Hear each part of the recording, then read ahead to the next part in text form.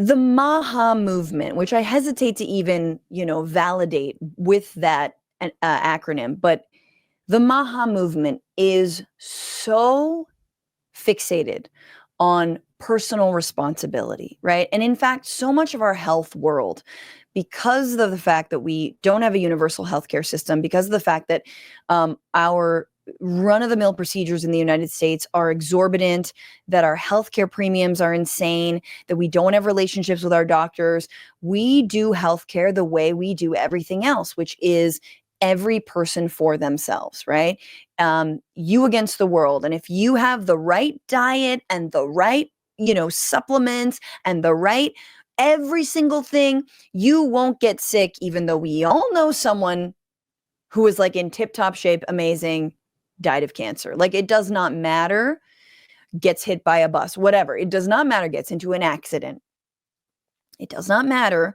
But it's the only thing we can cling to. And it fits perfectly with an anti-government libertarian dream of privatizing everything to shit and then relying on the, private sector to do everything for you.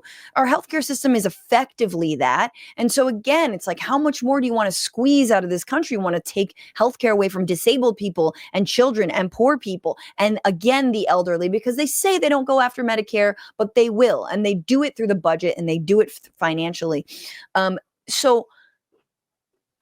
that is really what RFK Jr. represents, is the disease of individualism as a response to health crisis, right? As a response to everything. And I just want to point out the glaring hypocrisy in this statement, because Bernie Sanders asks him very pointedly, does he believe in universal health care? Which is like a little bit barking up the wrong tree, but it was a sort of an interesting line of questioning just to see, like, because Bernie also said, hey, I like the slogan, make America healthy again. I think we should be healthy.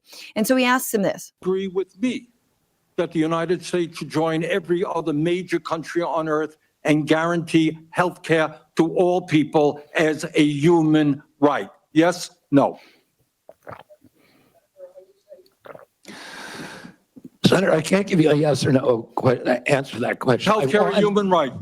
Is healthcare a human right? In the way that free speech is a human right, yeah. I would say it's different, because in the way that free speech is a human right, I mean, God, these guys are so fucking Elon pilled. If you're, I can't even, but anyway. Okay, so he's like, okay, is it a human right in the way that free speech is a human right? Bernie says yes. Speech doesn't cost anybody anything, but in healthcare, if you smoke cigarettes for 20 years and you get cancer, you are now taking from the pool. Well, and so are you guaranteed the same right, or is there also a duty? I'm sorry, I'd love to talk for an hour with you. We got a few minutes left here. Okay, so he says, okay, well, there's no cost to free speech, but if in terms, and you assume, you didn't quite finish the thought, you assume he's saying, but if you want to guarantee healthcare, if you say healthcare is a human right, then the government, should provide that healthcare, and that's going to cost money, right? I mean, not a whole, 5 decades of supporting Israel settler colonialism expensive, but not a whole, 8 years of Donald Trump's tax cuts expensive, but yeah, how are we going to pay for it type thing. So he says, and in his response is, and it's a good one. Ooh, it's a good one. He says, if you smoke cigarettes for 40 years and then you get cancer, why should everyone else pay for that? Because you did that to yourself. And it's like, okay, let's leave aside the fact that you can get lung cancer, you can get any kind of cancer and be completely healthy and literally never have smoked a cigarette in your goddamn life. Let's just put that aside. Of course, maybe things like what is in our water and our air and the ways that fossil fuel companies, big ag, everyone else pollutes those things that you at one point wanted to regulate. Oh, but since you decided to sort of, bleach your butthole for Donald Trump, you've backed away from that sort of regulatory, pro-regulatory mindset. But the real thing is he's like, I don't think we should pay for that. So then, okay, quick follow-up with another point that he made about not taking food away from people and not being against the freedom to eat whatever you want, like McDonald's. Want to take food away from anybody. If you like a cheeseburger, a McDonald's cheeseburger, or Diet Coke, which my boss loves, and your boss, your God Emperor, your daddy. You should be able to get them. If you want to eat Hostess Twinkies, you should be able to do that. But you should know what the impacts are on your family and on your health. You should know what the impacts are on your family, or on your health. Now, quick follow-up. If you, like Donald Trump, eat something as unhealthy as McDonald's on a regular basis, on a daily, on a weekly, whatever it is basis, should you be entitled to government health care? If you're treating your body with ostensibly, things that are going to hurt it, should you be entitled to health care? What about if you smoke cigarettes for 40 years? Should you be entitled to health care? Do you understand what I'm saying? He's hypocritical, and I'm sure there are many other moments he was being hypocritical, but just in this moment. So do you believe that Donald Trump should receive government-funded healthcare? Should the taxpayers pay for Trump's healthcare if he's treating him so poorly? He's treating himself and his body so poorly. It's a perfect example. Shouldn't we, the people, get regular health checkups from all these octogenarians that run our lives and all these oligarchs and all these people bought and sold by different lobbies?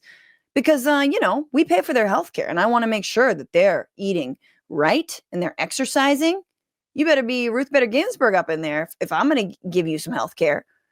Like, again, this is where it all falls apart. It doesn't matter. They don't care. This is a way, and when you privatize the responsibility for health care and you just make it so granular, all it is a way to be, number one, incredibly fat phobic, incredibly, that's, again, this eugenics is all about if you're overweight or if you're fat.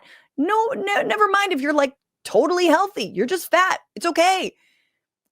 Super discriminatory against that.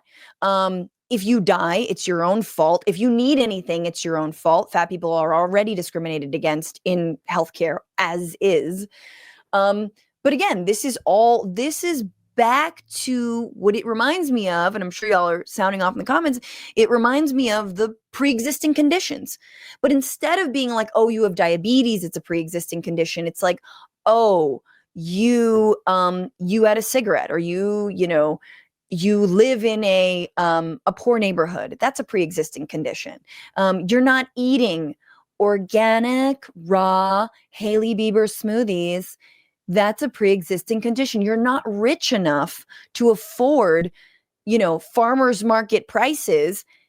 That's a pre-existing condition. All of this is anti-poor as well. It's just a class war. What's going on, Frantifa? If you haven't already, subscribe to this channel right now. Hit that button. And also, you can become a patron and support the show every single week. Get access to bonus episodes and exclusive merchandise. Patreon.com/bitchuation room. Do